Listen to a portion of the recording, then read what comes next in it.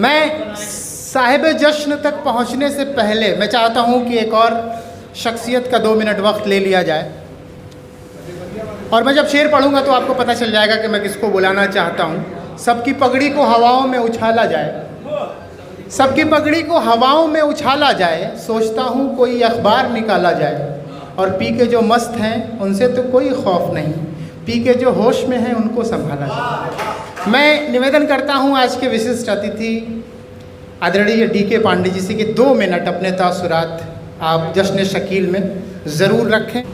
आयोजन में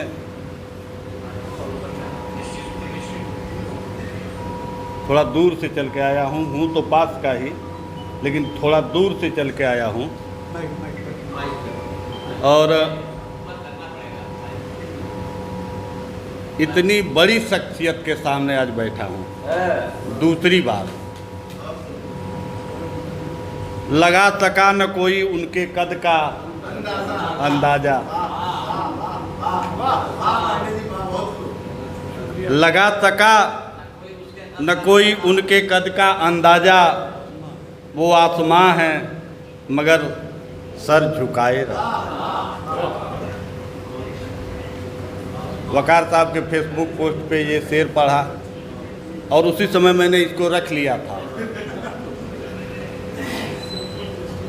रखने का प्रायोजन ही कि मुझे मालूम था कि यहाँ वैसी ही एक शख्सियत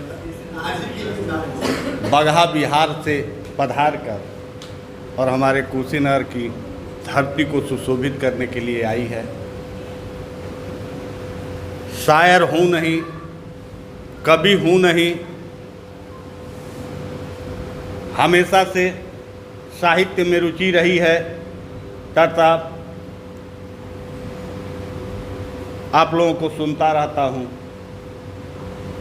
क्योंकि शब्द मिलते हैं।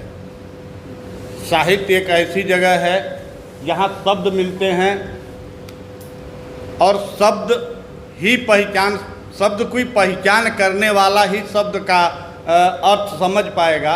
यहाँ जैसे अभी डॉक्टर साहब ने कहा कि वो राहत इंदौरी जी कहा करते थे कि जो शेर पसंद आए वो अच्छा होता है, जो न पसंद न समझ में आए वो और अच्छा होता है। तो ये सब बातें वहाँ आ जाती हैं। RK भट्ट साहब जैसे भोजपुरी में, अभी आपने शायद सुना होगा इनका, जो भोजपुरी में ये कविता पाठ करते हैं, कई दिनों तक याद रहता है राय जी मुझे तो। हाँ, आडियंस साहब को आज मतलब ज़िंदगी में पहली बार देख रहा हूँ। जुगानी भाई से आपका वार्तालाप हमेशा वो फेसबुक पोस्ट वगैरह पे देखता रहता हूँ, बड़ा अच्छा लगता है। तो कभी जीवन में इच्छा होती थी कि ऑडियंस सर के दर्शन होंगे। ये साहित्य ही है कि आज आपसे मुलाकात होगी। बड़ा अच्छा लगा, आपसे भी पहली ही लगभग मुलाकात है, अच्छा लगता है। यहाँ बोलने के लिए चूँकि राजनीतिक मंच तो है नहीं, लेकिन न राजनीतिक है न पत्रकारिता का है, साहित्यिक मंच है।